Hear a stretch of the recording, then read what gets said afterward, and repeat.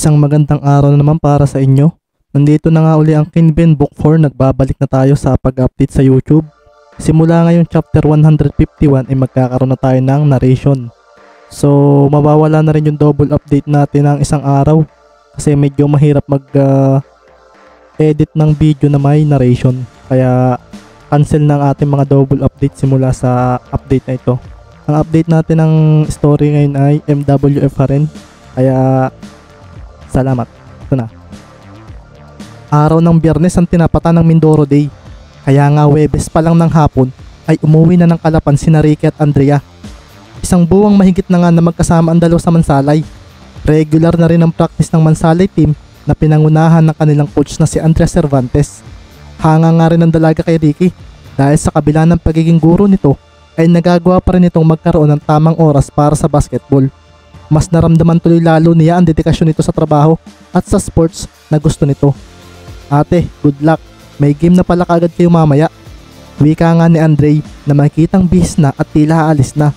Kasalukuyan namang nagkakape ang kanyang kapatid na si Andrea na abala sa panonood ng TV ng oras na iyon.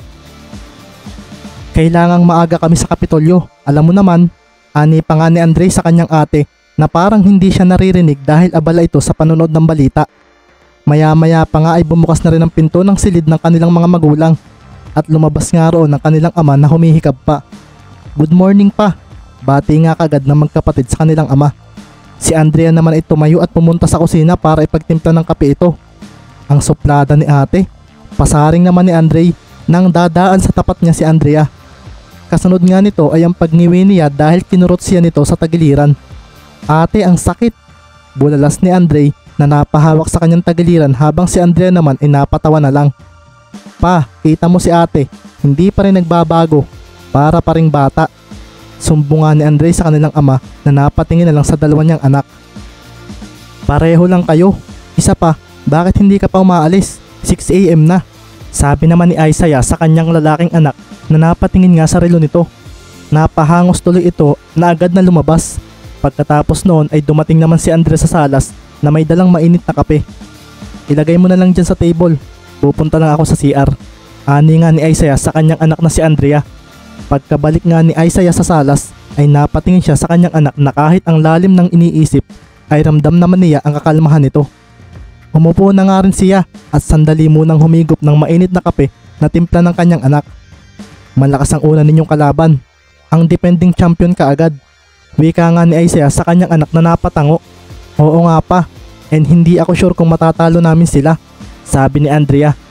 But even though na matatalo nila kayo, bakit mukhang okay pa rin yata sa'yo? Wika naman ng ama nito na napatingin na nga rin sa TV. It's normal pa, first game pa lang naman at magandang opportunity rin ito para mapag-aralan namin kung paano sila maglaro against us. Ang makapasok sa top 4 ang main goal namin. We already watch how they play sa mga recorded replays at titingnan namin kung tatalab ang plan namin. Seryosong wika ni Andrea sa kanyang ama na tahimik lang na pinagmamasdan ng kanyang anak. How about Ricky? Kamusta naman kayo? I know okay kayo, but in basketball, he was facing the strongest team and also the best player ng league. Baka kapag nanood ako ay ang pinakapangit na laro pa makita ko. Ngayon lang uli ako manonood ng live game. What if next game na lang ako manood? Dagdag pa nga ni Isaiah. Napangiti nga si Andrea at napatingin sa kanyang ama. Naalala nga niya nung nasa USA sila. Kahit maraming beses na silang may chance na manood ng NBA games, ay hindi pa rin talaga sumasama ang kanyang tatay sa kanya. Tanging mga pinsan lang tuloy niya ang kanyang kabanding ng mga panahong iyon. He's excited. You should watch now. And kayo na lang pa ang humusga sa magiging laro niya mamaya. Basta, I will assure you na magiging maganda ang laban namin mamaya, sabi nga ni Andrea. Oo, hindi niya alam kung ano magiging aktual na laro ng mga kasamahan ni Ricky. Pero dahil narito ang kanyang boyfriend, ay tiwala siyang may posibleng himala ang mangyayari mamaya sa una nilang laban. Samantala, mula naman sa bahay ni Ricky ay makikita ang binata na pinagmamasdan ng kanyang black jersey na naitama na nga ang numero. Sa harapan nito ay makikita ang Mansalay Black Knights at naroon din ang logo nito na may mga imahe ng nakatayong mga tao na may hawak na mga sandata. Mayroon ding bola sa ibaba ng kanilang team name at sa likuran naman ay makikita ang apelyidong Mendez at ang numero niyang 3. Sandali nga rin siyang napatingin sa kanyang sapatos na susuotin. Isa itong itim na sapatos at binili ito ni Andrea sa kanya kamakailan lang. Ayaw niya sanang gawin ito ng dalaga. Kaso, wala naman siyang kamalay-malay na binilhan pala siya nito ng playing shoes. Mas gagaling kang maglaro kapag suot mo ito. Kasi maaalala mong kasama mo ako sa loob ng court, ani Andrea. Kasama naman kasi kita, ikaw ang coach namin, hindi ba? Iba yun. Basta, just accept it kasi wala ka na magagawa dahil I already bought it. Sabi ko nga, pinagmasdan nga ni Ricky ang Kyrie Irving shoes na binili sa kanya ni Andrea at pasimpleng sinukat sa kanyang paa. Nasuot na rin naman niya ito noon sa Mansalay, sa loob ng bahay. At maganda nga ang pakiramdam niya kapag itong sapatos. Hindi ito ganoong kabigat at hindi niya ramdam ang diin ng paa niya sa sahig nang gumalaw siya gamit ito. Pagkatapos nga rin ito ay pasimple siyang humiga sa kanyang kama at nakaramdam ng kabog ang kanyang dibdib. Mamaya na ang Provincial League na ilang buwan niyang pinaghandaan. Nakabalik na nga siya at hindi tuloy siya mapakali dahil ang una nilang kalaban ay ang defending champion na Puerto Galera Sea Lions. Talagang ang best team kaagad ang makakalaban namin. Sabi na nga lang ni Ricky na muling bumangon para humarap sa salamin. Naalala nga niya ang mga videos na pinanonood nila. Ito nga ay ang mga laro ng Sea Lions. Nakita nila na talagang ang offensive main weapon ng team ni Ramirez ay ito mismo. Maging sa depensa ay maaasahan din ito. At isang bagay nga rin na napansin nila ni Andrea nang pinapanood ang playing style nito. Parang playing style mo rin ito, Ricky. Lalo na nga sa hustle plays at knockout plays. He's 5'8" pero pati rebounding ay gamay rin niya. Sabi nga sa kanya ni Andrea ng mga sandaling iyon.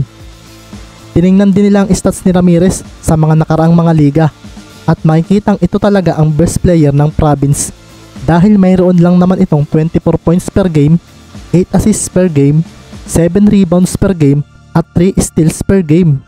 Isama pa raw ang 50% shooting percentage nito ay talagang mas magaling nga ito kay Flores na kahit lamang sa stats sa points per game ay makikita naman ang pagiging all-around player ni Ramirez.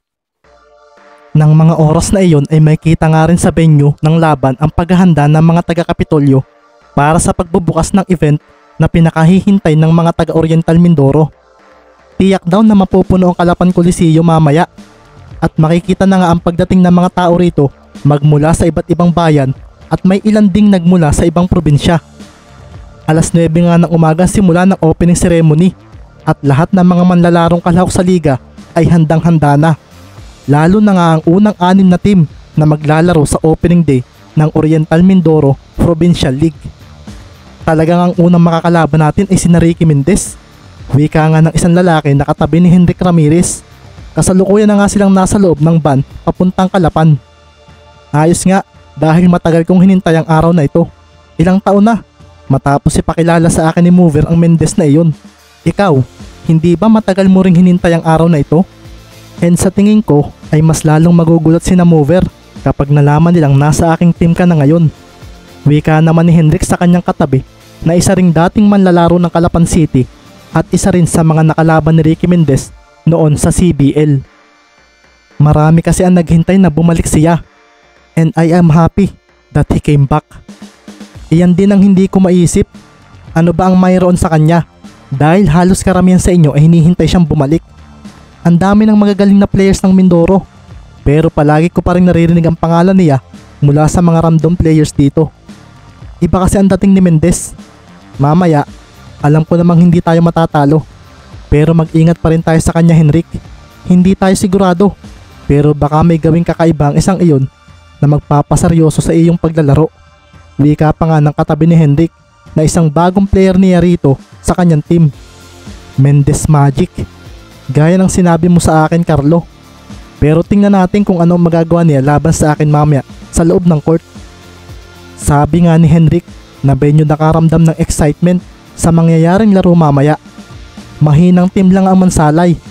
Pero dahil nandito si Mendez ay hindi niya iisiping mahina ang mga ito sa pagkakataong ito. Alas 8:30 pa nga lang ng umaga ay makikita na sa parking area ng Calapan Coliseum ang pagparada ng mga sasakyan. May ilang buses din dito at mula roon ay makikitang may mga bumababaring mga manonood na nakasuot ng mga kulay ng kanilang mga teams. Ang iba ay may mga dala ring watawat pero sa pagkakataong ito ay mas nangibabaw ang kulay na nagmula sa Calapan City na kulay purple. Makikita rin ang logo ng kanilang team sa watawat na dala ng ilan na ngayon ay pumapasok na sa loob ng venue. Nagsisidatingan na nga rin ang mga supporters ng Puerto Galera na nakasuot naman ng mga damit na kulay asul. Dala na nga rin nila ang kanilang mga watawat at may nagdala pa nga ng malaking tambol dahil sa laban ng kanilang team mamaya. Si Lions! Si Lions! Si Lions! Bulalas nga ng isang grupo na pumasok sa loob ng venue na sinagot naman agad ng mga nakaparpol na Team Calapan. Go, go, go, Calapan City Beast! Sigaw naman ng mga nakapakinig sa malakas na sigaw ng mga taga Puerto Galera. Ito nga ang nagpaingay sa mga nasa loob ng venue. May mga nakaupo na ring mga taga-ibang bayan dito na maaga pa lang ay nagpunta na para hindi sila mawala ng pwesto. Kaso, dahil nga sa Calapan ito, ay halos karamihan ng mga supporters na nanonood ay taga rito. Ang ikalawa naman sa marami ay ang mga nagmula sa Puerto Galera na sinundan ng mga naka-gray na taga Rojas. Malayo man ang pinanggalingan nila ay makikita naman ang suporta nila para sa kanilang koponan na Rojas Sharks. 3 bus nga ang dala ng kanilang bayan para sa mga manonood dito sa Calapan at makikita nga ang pag-ingay nila nang makitang nagbabangaya na ang mga supporters ng 2 pinakamalakas na koponan ng probinsya. Ang mga ito ang maiingay sa loob ng venue habang ang mga taga-ibang bayan naman ay tahimik lang na naghihintay na magsimula ang main events. Makikita na nga rin ang pagdating ng mga players na nagmula sa pinakamalalayong bayan. Una na ngang dumating dito ay ang mga players na nagmula sa pinakadulong bayan sa south ng Oriental Mindoro. Ito nga ay ang team ng Bulalakaw Dragons na kulay pula ang jersey at pinangungunahan ng kanilang captain na si Granger Chavez. Tahimik lang ang naging pagpasok ng mga ito dahil hindi namang ganoong karami ang dala nilang mga supporters na isang bus lang ang sasakyan na sinabayan din ng ilang mga sasakyan na pagmamayari ng ilang mga mayayamang tao roon. Nasa likuran nga ni Granger si Loren Rivera, ang isa sa manlalaro ng MLA Chess, ang ace player ng isang paaralan doon na nakalaban ni Andrew Salome. Kasunod nga rin ng kanilang team captain ay ang 6'6" na si Venturina na kasalukuyang pangumunguya ng bubblegum habang kalmadong pinagmamasdan ang mga manonood na nasa paligid na ng court. Ang lawak pala ng Calapan Coliseum captain. Manghang-manghang wika nga ng batang si Rivera sa kanyang mga kasamahan nang pagmasdan ang buong paligid. Ito kasi ang unang beses niyang makita ang loob nito ng personal. Ilang saglit pa nga ay dumating na rin ang ibang teams sa loob ng venue na kasama ang kanilang mga supporters. Dumating na nga rin ang mga players ng Rojas Sharks na ikinaingay lalo ng mga supporters nila. Makikita nga ang matikas na paglalakad ni Dre Sanchez na nangingisipang dumiretso sa loob ng court. Nasa likuran nga rin niya ng oras na iyon ang isang manlalaro na may taas na 6'7" at isa sa big 3 ng Sharks na si Calvin Roser. Makikita nga rin ang pula nitong buhok at ang tattoo nitong dragon sa isa nitong braso. Kasunod nga rin ng dalawa ang isa pa sa big 3 nila na si Jasper Soriano na kasalukuyang may suot na earphone sa tainga na parang chillax lang na naglalakad kasama ang kanyang team ng sandaling iyon. Dumating na nga rin sa labas ng venue ang isa pang pulutong ng mga manonood na nakasuot ng kulay berdeng mga damit. Dito na nga rin nila sinimulang isigaw ang pangalan ng kanilang koponan. Kahit pa nga sabihing hindi sila palagi napapasama sa mga magagaling, ay marami pa rin sila dahil kasunod lang ng Calapan ang kanilang bayan. Nauhan go! Nauhan go! Go, go, go! Ito nga ang narinig ng maraming nasa loob ng venue at dito na nga pumasok ang koponan ng Nauhan Exterminator na pinangungunahan ng bago nilang team captain na si Maki Romero. Sa pagpasok nga nito sa loob ay sandali ring napaseryoso ang mga taga-Calapan na nakakaalala kung sino ang manlalarong iyon. Hindi ba siya si Maki Romero? Yung player yata ng sisa noon? Bulalas ng ilan at ganito rin ang reaksyon ng karamihan. Si Romero nga rin ang pumukaw sa atensyon ni Dre Sanchez at na magtagpo ang mga tingin nila ay malamig na titig naman ang sagot dito ni Maki. Mukhang mayabang ang Romero na ito ah. Wika naman ni Dre at napatingin na lang sila sa pumestong grupo ng mga nakaberde sa hindi kalayuan sa loob ng court. Mula naman sa labas ay makikita na nga rin ang pagseryoso ng mga manonood na papasok pa lang sa loob ng venue. Nagsabay kasi sa pagdating ang dalawang team na kanilang hinihintay na maglaban. Makikita nga nagdikit ang team ni na Henrik na naka-asul at ang team ni na Mover na naka-purple jersey naman ang oras na iyon. Ang mga nasa paligid tuloy ay napalunok dahil hindi man lang daw nagbatian ang dalawang grupo na iyon na bigla na lang natigilan. Nandito na yung mga malakas na team nating hinihintay. Sabi ng isang manunod na naisipang kunan ng video ang pagharap ng dalawa. Teka, hindi ba si yung nasa tabi ni Ramirez? Kung hindi ako nagkakamali, si Carlo Ibanez iyon? Seryosong tanong naman ng isa pang nakakita na kinaseryoso ng mga kasama nito. Kumusta Sir Mover?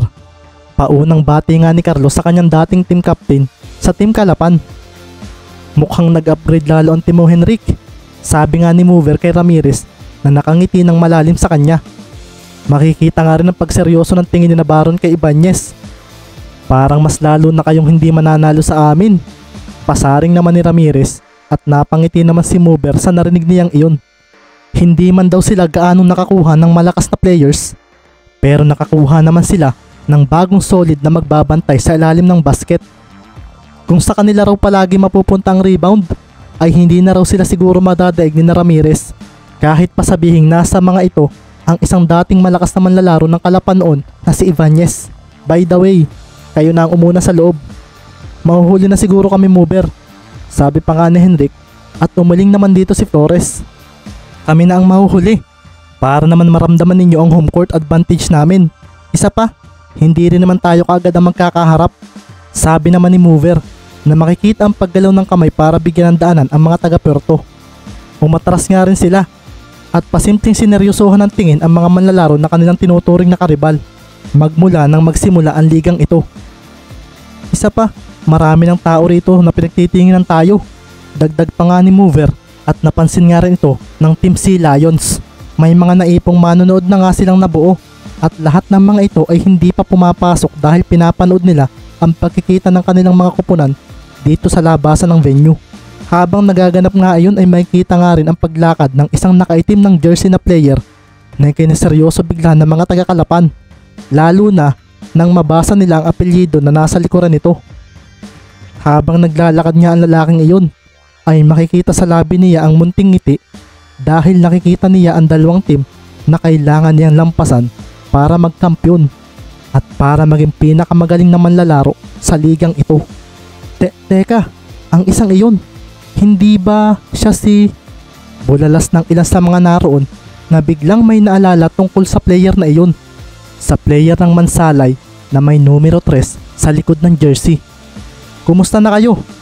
Bulalas nga ni Ricky Mendez na biglang napaseryoso ang tingin sa mga players ng Puerto Galera nang makita niya ang isang manlalaro roon na kilala rin niya. Nandito ka rin pala, Carlo Ibanez. Dagdag pa nga ni Ricky nang makita ang isa sa dati niyang nakalaban noon sa CBL. Oo, nagbalik na rin ako nang malaman kong maglalaro ka na uli, Ricky Mendez.